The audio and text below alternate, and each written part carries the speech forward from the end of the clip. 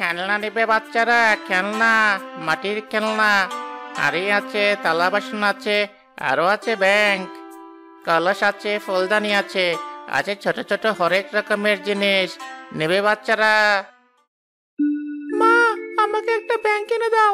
আমার অনেক দিনের ইচ্ছা একটা ব্যাংক কেনার। আমার কাছে যে টাকা নেই, তোকে কেমন করে কিনে দেব? তোর বাবাও তো সকালে মাঠে চলে গেছে।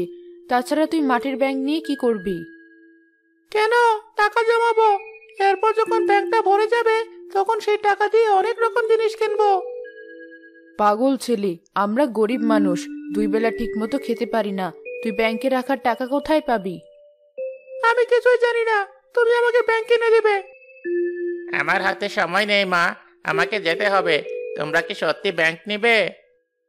চাচা, আমার কাছে মাত্র 5 টাকা আছে, ব্যাংকটা কিনবো কিভাবে? ঠিক আছে, আমাকে 5 টাকায় দাও। দাদু ভাই, এই নাও। এবার তুমি খুশি তো? ধন্যবাদ দাদু, এই নিন টাকা। আপনি অনেক ভালো, আপনার কথা আমার সবসময় মনে থাকবে। তুমি খুব দুষ্ট, বেঁচে থাকো। আজ আমি আসি। লোকটার কত লস হয়ে গেল। এমন আর কখনো করবি না। পরে আবার লোকটার সাথে দেখা হলে বাকি টাকা দিয়ে দিতে হবে। মা, কোথায় ছিলে তোমরা? ছাগল ডাকতে ডাকতে মাঠে চলে গিয়েছিল। মাঠে এখন মানুষের কত ফসল, আর একটু হলে তো অন্যের ফসল নষ্ট করতো। বেশ করেছিস ছাগল বেঁধে রেখে। এই ছেলেটাকে নিয়ে আমার যত জ্বালা, যা বলবে তাই করতে হবে। এ কি ভাই, তোর হাতে এটা কি? মনে হচ্ছে মাটির ব্যাংক। হ্যাঁ আপু, মাত্র 5 টাকা দিয়ে কিনেছি। আজ থেকে এই ব্যাংকে টাকা জমাবো আমরা। তুই ঠিক বলেছিস, কিন্তু টাকা পাবো কোথায়? আমাদের তো টাকা নেই ভাই। তোরা পরে গল্প কর। গরুর দুধটা গোয়ালাকে দিয়ে আমাকে 2টো লাকড়ি এনে দে। বাড়িতে লাকড়ি শেষ হয়ে গিয়েছে, রান্না করবো কিভাবে? ঠিক আছে, তুমি দুধের হাঁড়িটা আমার কাছে দাও। ভাই, তুই মাটির ব্যাংকটা রেখে আমার সাথে চল। ঠিক আছে আপু।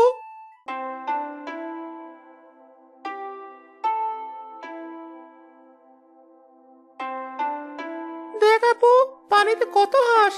আমাদের যদি এমন হাঁস থাকতো তবে ডিম খেতে পারতাম। কতদিন যে মাছ মাংস ডিম খাইনি। রোজ রোজ শাক আর পেঁপে খেতে ভালো লাগে না। তুই তো জানিস ভাই, বাবা কত কষ্ট করে সংসারটা চালাচ্ছে। আমাদের কপালে তো শাক ভাত জুটছে, কত মানুষের ভাগ্যে তো সেটাও জুটে না। আমরা চলে এসেছি। আপু দেখ, এখানে অনেকগুলো লাকড়ি আছে। ভাই, চল আরো গভীরে যাই। জঙ্গলের গভীরে শুনেছি নাকি নানা রকম ফুল পাওয়া যায়। ভাবছি আমি আর তুই ফুল বিক্রি করে মাটির ব্যাংকে টাকা জমাবো। বুদ্ধিটা কিন্তু অনেক ভালো আপু। তবে চল, ফুল পাই নাকি দেখি। ভাই, আর দূরে যাওয়া উচিত হবে না। অনেক তো খুঁজলাম, কিন্তু কোনো ফুল তো পেলাম না। বলতে না বলতে একটা ফুলের বাগান চোখে পড়লো। ওই দেখ। আপু, আগে লাকড়ি কুড়াই, না হলে এখন ফুল ছিলে নষ্ট হয়ে যাবে। ঠিক আছে ভাই।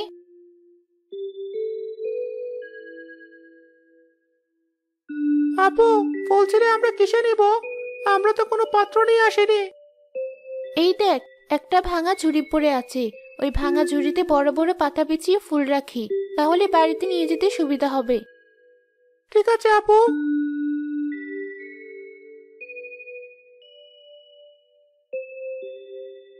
অনেক সময় এসেছি বাড়ি থেকে, মা চিন্তা করবে।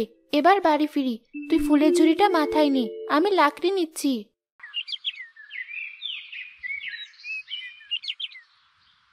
তোদের বাড়িতে আসতে এত দেরি কেন হলো? আমি তো চিন্তায় পড়ে গিয়েছিলাম। এ কি, রাজুর মাথায় ঝুড়িতে ওগুলো কি? ফুল মা, আমরা 2 ভাই বোন খেলবো, তাই এনেছি। এই নাও তোমার লাকড়ি। ভাই, তোর কষ্ট হচ্ছে, ঝুড়িটা এবার আমার কাছে দে। তোরা আবার কোথায় চললি? মুখে 2টো খাবার দিয়ে যা। আমরা নদীর পাড়ে খেলতে যাচ্ছি, বাড়ি ফিরে খাবার খাবো। মাকে মিথ্যা বলা ঠিক হয়নি ভাই। আমরা বাজারে চলে এসেছি, কে জানে আমাদের ফুল কেউ কিনবে নাকি। সৃষ্টিকর্তা, তুমি আমাদের ফুলগুলো বিক্রি করে দিও, যাতে মাটির ব্যাংকে টাকা জমাতে পারি। মা, আমি ওই ফুলটা আর এই ফুলটা কিনবো। দেখো কত সুন্দর দেখতে। ঠিক আছে, নে মা। তোমরা এত সুন্দর ফুল কোথায় পেয়েছো? আর এই ফুল দুটোর দাম কেমন? বেশি দাম নয় চাচি, দুটো 10 টাকা দিন। আর এই ফুলগুলো আমরা জঙ্গলের অনেক গভীর থেকে এনেছি। তাহলে তো তোমাদের কষ্ট হয়েছে অনেক। এই নাও বাবা, 15 টাকা রাখো। 5 টাকা বেশি দিলাম তোমাদের। আপনি খুব ভালো, আবার আসবেন ফুল কিনতে। মিলি ও রাজুর গাছের ফুল টাটকা ও সুন্দর হওয়ায় কিছুক্ষণের ভিতর সব বিক্রি হয়ে যায়।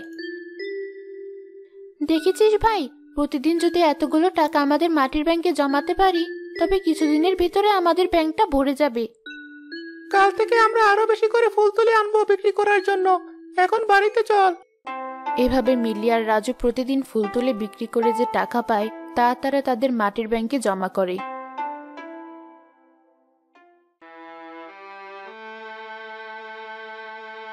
কি সর্বনাশ হলো আমার! কাছে যে টাকা ছিল সব টাকা দিয়ে এবার সবজি চাষ করলাম, কিন্তু সব এমন করে পচে গেল কিভাবে? কি হয়েছে ভাই, এমন করে কাঁদছো কেন? ও মা, তোমার পটলগুলো তো বেশ ভালো হয়েছিল, তবে পচন কেমন করে ধরলো? ওদিকে দেখলাম তোমার কলা গাছগুলোর সব পাতা কুঁচকে গিয়েছে। সৃষ্টিকর্তা কেন করলো আমার সাথে এমন? আমি এখন মহাজনকে টাকা দিব কোথা থেকে? মহাজন তোমার কাছ থেকে টাকা পাবে নাকি? মহাজনের কাছ থেকে টাকা কেন নিয়েছো? ঠিক সময় টাকা শোধ দিতে না পারলে বাড়িটাই যে হারাবে। ভাই, আমি টাকা নেইনি, জমি নিয়েছি।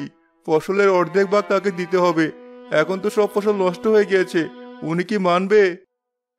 সেটা তো জানি না ভাই, এত চিন্তা করে লাভ নেই। মনে হচ্ছে ভাবি আসছে আপনার খবর নিয়ে। আমি যাই তবে।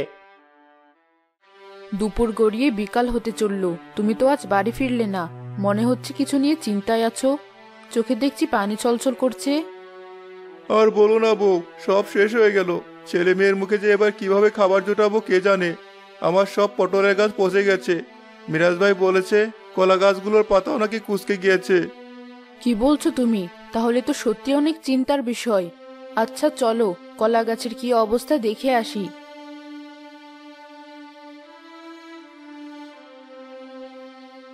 সত্যিই তো সব কলা গাছ হলুদ বর্ণের হয়ে গেছে। কলা গাছে কলা ধরতে শুরু করেছে। এমন সময় সে এমন হলো। এবার কি করবে? সারা বছর সংসার চালাবে কিভাবে? সেটাই তো ভাবছি, আমার যে কিছুই ভালো লাগছে না। সব ফসল যেহেতু নষ্ট হয়ে গিয়েছে, তখন মাঠে থেকে আর কি করবে? বাড়ি ফিরে চলো, দুটো খেতে হবে তো। ভাত খেয়ে নাও, চিন্তা করি আর কি হবে। আমাদের গরু তো দুধ দেয়, তাই বিক্রি করে টেনে টুনে সংসার চলে যাবে। তুমি ঠিকই বলেছ, দাও ভাত খেয়ে নেই। মা, বাবা, আমাদের গরুটা কেমন করছে? তাড়াতাড়ি এসো, মনে হচ্ছে এখনই মারা যাবে। মিলি চিৎকার করছে মনে হচ্ছে, চলো তো গিয়ে দেখি। কি হয়েছে মা, এমন করে চিৎকার কেন করছিস? এ কি, গরুটার মুখ দিয়ে সাদা সাদা কি বের হচ্ছে? এমন করে শুয়ে আছে কেন? জানি না, আমি গরুটাকে ঘাস দিতে এসে দেখলাম শুয়ে ছটফট করছে। বাবা, ওই দেখো, তোমার পায়ের কাছে সাপ। সরে যাও, তাহলে সাপে কামড় দিবে।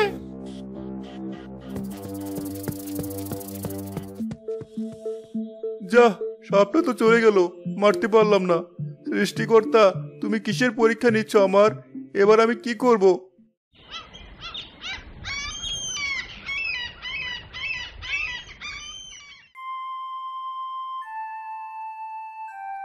বাড়িতে চাল শেষ, বাজারও নেই। আজ বাজার করে বাড়ি ফিরো। বাজার করতে হবে, কিন্তু টাকা পাবো কোথায়? আমার কাছে যে টাকা নেই। কালকের পানি দেওয়া ভাত ছিল, ঝাল দিয়ে খেয়েছে 2 ভাই বোন। ওটা খেয়ে সারাদিন কিভাবে কাটাবে? তুমি আজ দিনটা কারো কাছ থেকে ধার করে চালিয়ে দাও।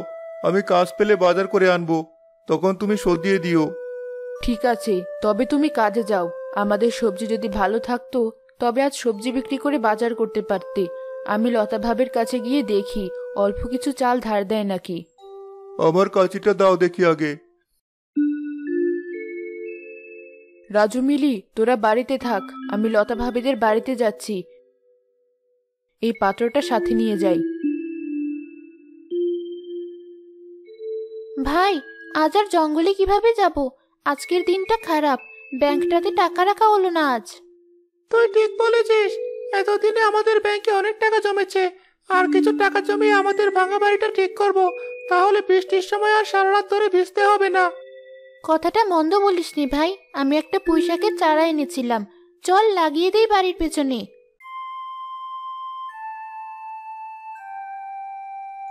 ভাবি, আপনার কাছে বিপদে পড়ে এসেছি, একটু বাইরে আসবেন? চালের জন্য এসেছে মনে হয়, আমি চালগুলো সরিয়ে রাখি আগে।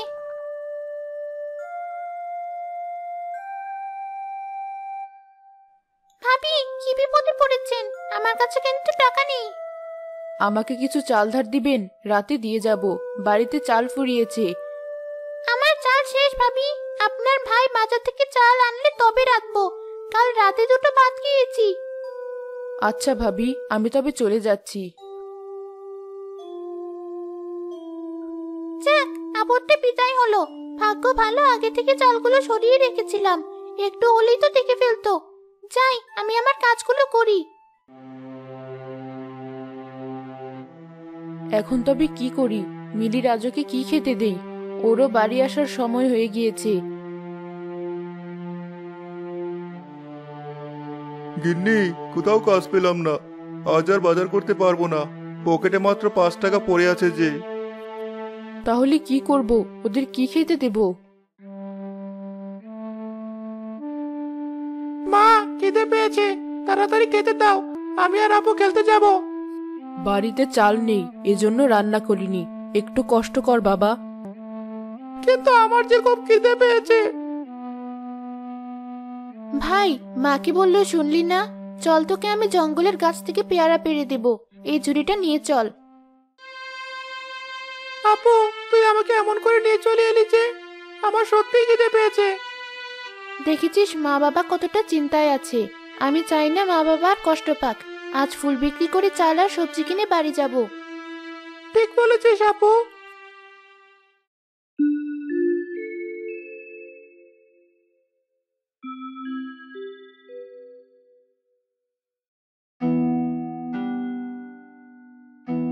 আগামী 2 দিনের ভেতর আমার চুক্তি অনুযায়ী ফসল না হলে টাকা দিয়ে দিবে। আর যদি টাকা দিতে না পারো, তবে বাড়ির দলিল আমার কাছে দিয়ে বাড়ি থেকে বেরিয়ে যাবে। যেদিন টাকা শোধ দিতে পারবে, সেদিন দলিল ফেরত পাবে। মহাজন, আপনার পায়ে পড়ি, একটু দয়া করুন, এত টাকা কোথায় পাবো আমি 2 দিনের ভেতর? তবে বাড়ি ছাড়ো। বাড়ি ছাড়লে আমি স্ত্রী সন্তান নিয়ে কোথায় থাকবো? আমি কেমন করে বলবো? মহাজন, আপনি ধনী, তার জন্য গরিবদের উপর অত্যাচার করতে পারেন না, জোর করে সবকিছু নিতে পারেন না। এতটুকু ছেলে আমার মুখে মুখে কথা বলিস? আগে তো 2 দিন সময় দিয়েছিলাম, এখন 1 দিনও সময় দেব না। এখনই টাকা দে, নয়তো বাড়ির দলিল। তোকে পাকড়ামো করতে কে বলেছে? এখন কোথায় যাব? তার উপর সন্ধ্যা নেমে এসেছে। কত টাকা আপনার? 10,000। পারবি এই মুহূর্তে দিতে? আপনারা একটু দাঁড়ান ভাই, মাটির ব্যাংকটা নিয়ে আয় দেখি। ঠিক আছে আপু।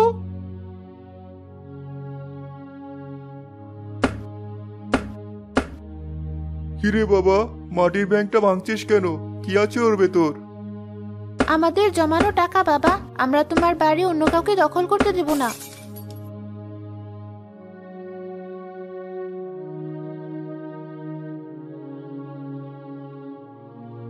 আমি জানি আপনি আমাদের জমিতে কিছু দিয়েছেন, যাতে সব ফসল নষ্ট হয়ে যায়। আমার বাবা গরিব মানুষ, টাকা দিতে পারবে না, তখন অল্প কিছু টাকার জন্য বাবাকে বাড়ি ছাড়া করবেন। আমাকে অপমান করে কাজটা ঠিক করলে না। এই, তোরা চল এখান থেকে। যে কাজ করলে লজ্জা পেতে হয়, তেমন কাজ করতে নেই মহাজন। এখন লাঠি হালদে দিয়ে চলে যাচ্ছেন কেন?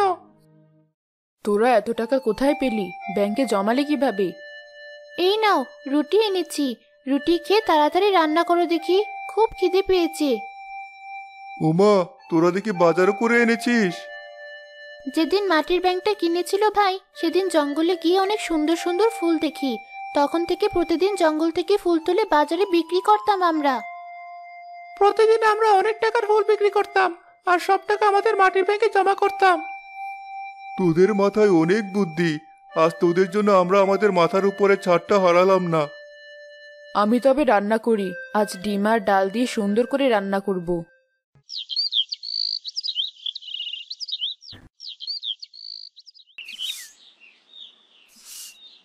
ভাবছি বসে থেকে কি করব, সংসার কিভাবে চালাবো। যে কোনো একটা কাজ করতে হবে আমাকে। আমাদের মাটির ব্যাংকে যে টাকা জমিয়েছিলাম মহাজনকে দিয়ে এখনো 5,000 টাকা আছে। বাবা, ওই টাকা দিয়ে আমরা হাঁসের খামার দেব, তাহলে আর কোনো চিন্তা থাকবে না। মহাজনের মতো অসৎ মানুষদের ফাঁদেও পড়বো না আমরা। ছেলেটা কিন্তু ঠিক কথাই বলেছে। হাঁসের খামার দেব ঠিক আছে, কিন্তু তাদের খাবার জোগাড় করব কোথা থেকে? কেন, জঙ্গল থেকে ফুল তুলে সেগুলো বিক্রি করে। আচ্ছা ঠিক আছে, তবে চল আমরা হাঁসের বাচ্চা কিনে নিয়ে আসি। এই খাঁচাটা নিয়ে যাও, না হলে কেমন করে নিয়ে আসবে হাঁস? কতটা মন্দ বলনি গিন্নি, আমরা তবে গেলাম। তুমি আর রাজু যাও, আমি আর মা মিলে বাড়িতে হাঁসের জন্য ঘর বানাই। মা চলো, আমরা দুজনে বাঁশ কেটে নিয়ে আসি। ঠিক আছে, চল মা। শিউলি আর মিলি বাঁশের ঝাড় থেকে বাঁশ কাটতে চলে যায়। এদিকে রাজু আর রাহুল খাঁচা নিয়ে বাজারে চলে আসে। নিন ভাই আপনার টাকা। আসি তবে।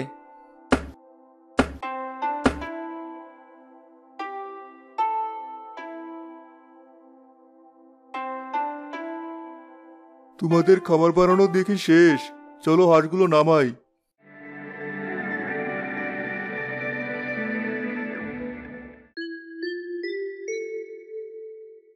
আমাকে 5টা ডিম দিন, এই নিন আপনার টাকা।